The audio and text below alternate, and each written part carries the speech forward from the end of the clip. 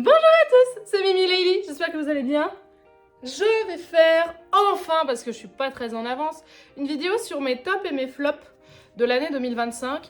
Mais après, comme j'ai pas lu énormément de livres, je l'ai pas compté, mais on verra ça ensemble sur ma vidéo stat qui devrait sortir la semaine prochaine, normalement. Je dois être aux alentours de maximum 60 livres, alors que les années précédentes, je suis plutôt aux alentours de 100. Bon, écoutez. Donc, de ce fait, j'ai une moins grande variété de livres à vous présenter. Et en plus, la majorité d'entre eux, comme je vous en ai parlé tout au long de l'année, ça va pas être des grandes surprises. Donc je me suis un peu tâtée, est-ce que je fais cette vidéo, est-ce que je la fais pas? Bon, évidemment, puisque je suis corruptible et que la hype est toujours là pour ce genre de vidéo, eh bien je fais une vidéo sur mes tops et flops de l'année 2025. Il y en a pas tant, en vrai. La majorité de mes lectures ont été bonnes, mais pas transcendantes. Donc j'ai pas énormément de coups de cœur et j'ai pas énormément non plus de grosses déceptions. Vous voyez? Ou alors les déceptions que j'ai eues, je m'y attendais un peu. Vous savez de quoi je parle. Commençons par les tops. Les tops de cette année.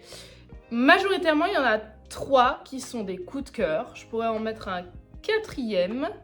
Qui n'est pas un coup de cœur mais qui est une très bonne lecture. Et après, le reste plutôt moyen plus dans l'idée. On est sur du... Et je mets beaucoup 5 étoiles en fait quand je fais mes tableaux, je me suis rendu compte. Mais c'est rarement des coups de cœur, c'est juste parce que objectivement c'est plutôt bien. Après moi, est-ce que vraiment ça me plaît? Pas tout le temps. Pour ces 3 vrais coups de cœur, j'ai décidé volontairement de ne pas mettre les suites de saga qui avaient déjà été des coups de cœur par le passé. Du coup, j'ai exit le tome 3 des Hurlements d'automne et exit le tome 7 de la saga de Anne de Green Gables, même si en fait ça aurait pu rentrer dedans parce que les deux, je les ai adorés. Particulièrement les Hurlements d'automne, mais vous connaissez mon amour à ce sujet. Voilà, donc je voulais mettre juste des choses un tout petit peu différentes. Les 3 coups de cœur de cette année, on a donc The Royal Coven de Juno Dawson, que j'ai lu relativement tôt dans l'année, je crois qu'au tout début février, que j'ai énormément, mais énormément apprécié. Vraiment, c'était une claque littéraire. C'est l'histoire d'un coven de sorcières et on va suivre 4 points de vue de 4 sorcières différentes qui ont grandi ensemble et qui ont toujours été super amies, et petit à petit la vie les sépare. Et il y a évidemment une grosse enquête, un gros truc derrière. J'ai pas encore lu le tome 2, d'ailleurs je ne l'ai même pas dans ma palle. Ça fait partie des trucs que j'ai envie de m'offrir pour l'année 2026, donc on va suivre la suite de cette aventure-là. Ensuite, dans la série coup de cœur de l'année, on a le dernier conte Pomme d'or de Alexiane Thiel. Je m'attendais pas du tout à ce que ce soit autant un coup de cœur, mais vraiment j'ai adoré cette lecture. C'est l'histoire de Ariane, je crois, et je sais plus comment s'appelle le protagoniste masculin, Walter ou un truc dans ce genre-là, je ne sais plus. Ariane qui, pour faire vivre le monde des contes, a besoin d'un héros parce que le monde des contes se meurt et avec lui apporte la nuit. Et donc pour faire revenir le jour, il faut faire vivre des contes, sauf qu'il n'y a plus de héros dans son monde, donc elle va chercher un héros quelque part. Et ce héros, elle va le récupérer en étant projeté à Disneyland Paris, chez nous. Et c'est très burlesque, c'est très drôle, et le début est une... on sent vraiment qu'on est là pour créer l'ambiance, l'univers, et après ça va partir. Et c'est ça que j'ai beaucoup aimé. J'aime beaucoup, de toute façon, vous me connaissez, j'aime beaucoup quand on prend son temps à nous décrire l'univers dans lequel on est et à apprendre un petit peu à connaître les tenants, les aboutissants, les personnages, leurs motivations, etc. En évitant l'infodumping inutile et pas très bien amené. Voilà, donc vraiment le dernier conte, j'ai beaucoup aimé cette lecture. Je l'ai lu cet été pendant que j'étais à Biarritz avec ma meilleure amie. Et il me reste dans la tête, donc vraiment je pense que je prendrai la suite pareil sans hésiter. Ah, je disais 3, mais en fait on peut compter 4 coups de cœur, plus 1. Il y a Porcelaine sous les ruines de Ada Vivalda, que j'ai... Mais c'était incroyable, Déjà, j'avais beaucoup aimé Du thé pour les fantômes. C'est la même autrice, hein, Chris Wiklizevic et Ada Vivalda, c'est juste pas le même nom de plume en fonction du genre qu'elle écrit. Parce que la Porcelaine sur les ruines, c'est une romantésie très slow burn, avec un monde un peu à la dérive, vous voyez, un peu apocalyptique. On est sur des îles, il y a eu énormément d'inondations. On comprend très vite que c'est un espèce de reste de ce qu'a été l'Angleterre ou l'Irlande, je sais plus trop. mais ce sont des îles en fait, parce qu'il y a de l'eau partout, des inondations. C'est un peu, vous voyez, on est retourné à une vie très très rurale, avec une vie très simple, avec des machines qu'on est obligé d'utiliser à la main. Et il y a une histoire un petit peu fantastique, fantasy en fond, avec une romance qui fonctionne très très bien, et qui est très slow burn, et qui est très très belle. Donc ça, j'ai beaucoup apprécié. De toute façon, la plume de Ada Vivalda, Chris Wiklevic, elle est hyper poétique, donc c'est très très agréable, et comme j'ai beaucoup d'affection pour les plumes poétiques, forcément c'était fait pour moi. Ça, c'était vraiment une très très bonne lecture. Je m'y attendais pas. D'ailleurs, je pensais pas que ça allait autant me plaire, mais vraiment une très bonne lecture. Je crois que je suis une amatrice de bonne romantaisie. Et par bonne romantaisie, ce qui sont pour moi des bonnes romantaisies pour l'instant, ce ne sont pas des romantaisies américaines. Les quelques romantaisies américaines que j'ai lues, il n'y en a pas tant que ça. Et à chaque fois, j'ai été déçue. Donc, je pense que c'est quelque chose auquel je me suis attachée. J'ai eu une discussion avec Marine à ce niveau-là, au niveau des exigences américaines et des exigences des autres pays occidentaux, notamment en France. Et je pense que ce ne sont pas les mêmes. Je pense que la consommation en Amérique n'est pas du tout la même que la consommation en Europe. Et du coup, on n'aime pas forcément les mêmes choses et on ne lit pas forcément les mêmes choses. Et moi, je pense qu'effectivement, la littérature américaine, même si j'en lis beaucoup, généralement me transcende moins. En vrai, je ne sais pas, je ne dois somme d'où il vient pour le Royal Coven. Mais voilà, c'est une petite impression. On débattra si vous voulez qu'on débatte, mais je suis pas sûre que ce soit très intéressant. Voilà, donc Ada Vivalda, Porcelaine sur les ruines, le dernier conte de Alexiane Thiel, le Royal Coven, et le dernier coup de cœur, évidemment. Et je parlais d'Amérique, mais là c'est sûr, ça ne peut être qu'américain. C'est Betty. C'est Betty, de Tiffany McDaniel. Je l'avais dit au départ, quand je l'ai lu, je suis pas sûre que ce sera un coup de cœur. Mais si, en fait, cette lecture reste complètement dans ma tête. Tout le temps. À chaque fois que je relance une lecture, je me dis « Ah, j'aimerais bien être autant dedans que Betty ». C'est très très dur à lire, hein, Betty. Hein. Si vous n'avez pas les épaules, si le sujet des violences vous pose problème, vraiment ne lisez pas ça. Mais qu'est-ce que c'était bien! C'est à la fois hyper lumineux et hyper sombre. C'est vraiment un récit de vie comme on les aime, avec des histoires intrafamiliales, avec la pauvre Betty qui vit ses malheurs, mais en même temps qui est tout le temps hyper heureuse. Et c'était vraiment une claque, ce livre, une vraie claque. Et j'ai adoré suivre Betty tout au long de sa vie, parce que on commence le livre, elle naît à peine, et on finit le livre, elle est jeune adulte. Donc vraiment, c'est je crois 700 pages de comment elle grandit. C'était incroyable. Et le papa de Betty, il faut plus d'hommes comme ça sur cette terre, s'il vous plaît. Voilà. Donc là, c'est pour la partie de mes gros coups de cœur de cette année.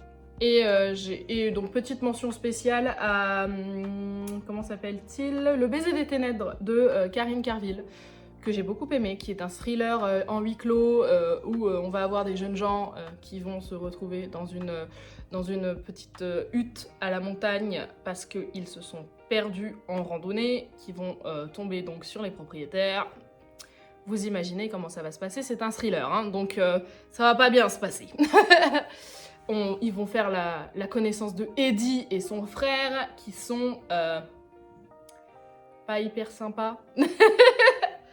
Et tout devient très vite très bizarre, très glauque, machin. J'ai beaucoup aimé cette lecture. D'ailleurs, je pense que je vais me reprendre des livres de Karine Carville, parce que Karine Carville est une autrice indépendante. Et vraiment, j'ai beaucoup aimé. Alors, je l'ai reconnue comme beaucoup de monde sur les réseaux sociaux, parce qu'elle a fait un coup de gueule sur le vol des e-books. Et cette vidéo-là a fait un buzz monstrueux, et je l'ai croisée à Art to Play, pour ceux qui savent, c'est l'une des conventions, la plus grosse convention geek de Nantes. Je l'ai croisée à Art to Play, et j'ai écouté, j'ai craqué pour son thriller, et j'ai eu raison. Voilà, donc ça c'est pour la partie top de mon année 2025. Coucou, c'est la Mimi du montage, parce que je monte approximativement une demi-heure après avoir tourné cette vidéo. Je me rends compte que j'ai pas fait d'ordre, dans quel ordre je mettrais mes coups de cœur. Je dirais Du coup, Karine Carville en troisième, donc en cinquième, pardon, donc le baiser des ténèbres en cinquième. En quatrième, je mettrais le dernier conte de Alexian Thiel. En troisième, je mettrais Porcelaine sous les ruines de Ada Vivalda. En second, The Royal Coven de Juno Dawson. Et en premier, Betty de Tiffany McDaniel. Voilà. Dans la partie flop, ça n'étonnera personne, mais en premier lieu, il y a le DNF que j'ai fait, donc Kira Storm Rider, l'écriture de Jupiter Phaeton, qui est d'ailleurs, après avoir lu Force Wing, qui est aussi donc dans ce flop, très calqué sur l'écriture américaine. Donc je pense que c'est pour ça que j'ai pas aimé la plume de Jupiter Phaeton. Je pense que si vous aimez des trucs comme Force Wing, Jupiter Phaeton, ça vous plaira. Mais vraiment pour moi c'était pas du tout, mais c'était pas possible quoi, vraiment pas possible. Voilà, on va pas faire un procès à Jupiter Phaeton. Cela dit, et je le rappelle, son travail est monstrueux. Elle écrit mais des quantités de livres par mois, c'est par an et par mois, c'est indécent, c'est vraiment c'est incroyable. Son business plan est fou, comme ça fonctionne. Enfin vraiment on ne peut qu'être admiratif devant son travail. Moi je ne suis pas devant sa plume, mais par contre devant le travail qu'elle fournit, là il n'y a rien à dire. Vraiment il n'y a rien à dire. Donc évidemment parmi les flops il y a Force Wing, mais je le savais un peu, je l'ai lu en me doutant que ça allait pas vraiment me plaire. Parce que je vous renvoie à mon vlog dédié, mais grosso modo, ce qui m'a beaucoup frustrée, c'est qu'il y a énormément de très très bons ingrédients dans Force Wing et que je trouve qu'ils n'ont pas été utilisés à bon escient ou au bon moment ou correctement. Ou... Il y a beaucoup de trucs qui vont pas parce que qui sont pas logiques, vraiment pas logiques. Ou pour servir la narration et du coup on en vient à faire mentir les personnages sur le fondement de ce qu'ils sont censés être et ça me plaît pas du tout. Donc voilà, donc Force Wing, grosse déception, je ne lirai pas la suite, évidemment.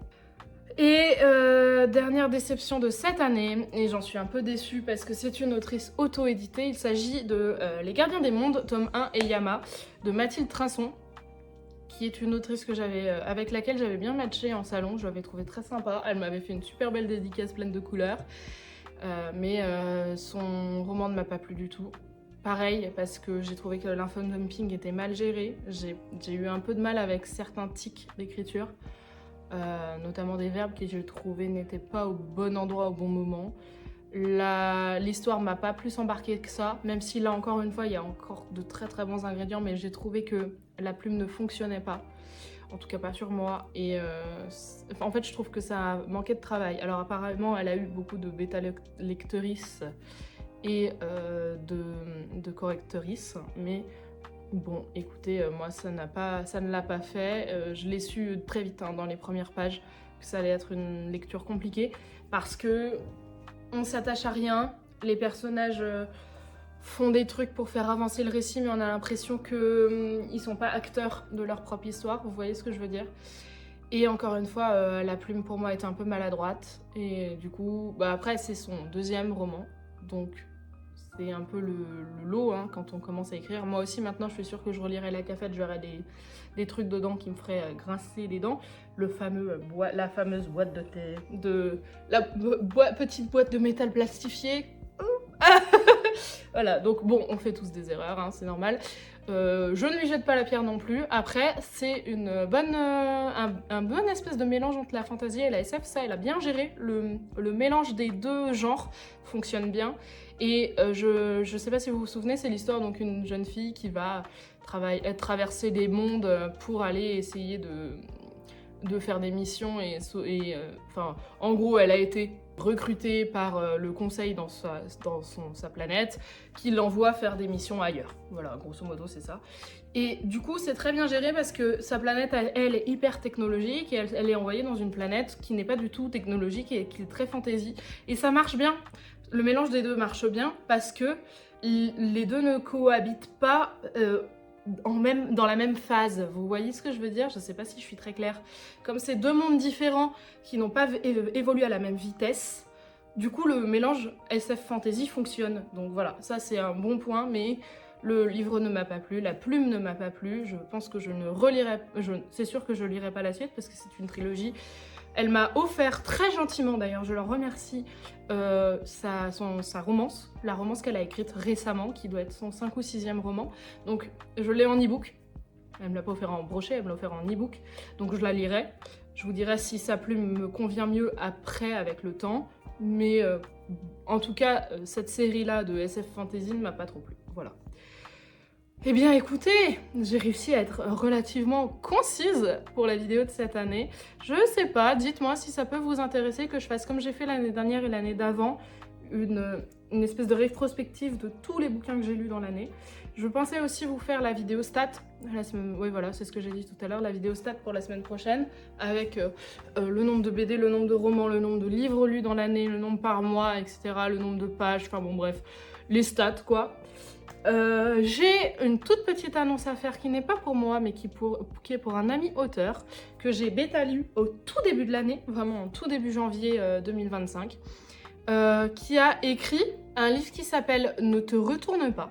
Donc c'est Ludwig Kestroy qui va donc sortir son livre. Il est prévu pour fin janvier, je crois, ou début février. C'est vraiment très très bon. C'est un très bon roman, c'est un thriller psychologique, un espèce de mélange entre thriller psychologique et en même temps un peu enquête, vous voyez, dans l'idée, avec un peu de fantastique en sous-jacent. Franchement, c'est très bien, c'est un premier roman, mais moi j'ai trouvé ça très très agréable. C'est ma première vraie bêta lecture, j'en avais fait d'autres, mais c'est la première vraie pour laquelle je me suis vraiment... donnée quoi, j'ai essayé d'être très impartiale et le plus bienveillante possible, même si je n'aime pas trop ce mot. Et Ludwig avait bien aimé ma façon de faire, donc j'en profite, je fais sa pub. Son premier roman sort, vous savez comme j'adore parler un petit peu des auteurs auto-édités, principalement ceux qui se donnent du mal. Et là, en l'occurrence, je sais que Ludwig a mis énormément de temps et d'âme dans son bouquin, et ça se sent et ça se voit. Et vraiment, si vous aimez lire les thrillers psy, avec un fond de fantastique, petite enquête en Angleterre, je pense que ça peut vous plaire. Et encore une fois, soutenons les jeunes auteurs indépendants. En plus, je rentrerai pas dans les détails, mais en ce moment, Ludwig, il lui arrive des trucs compliqués en ce moment, qui fait que vraiment, tout soutien est bon à prendre. Voilà. Donc, je vous encourage, si vous aimez ça, je vais vous retrouver la date, je vais vous l'afficher là, de sortie de son roman, et j'espère vraiment que ça vous plaira autant que moi j'ai pris plaisir à le bêta-lire. Voilà.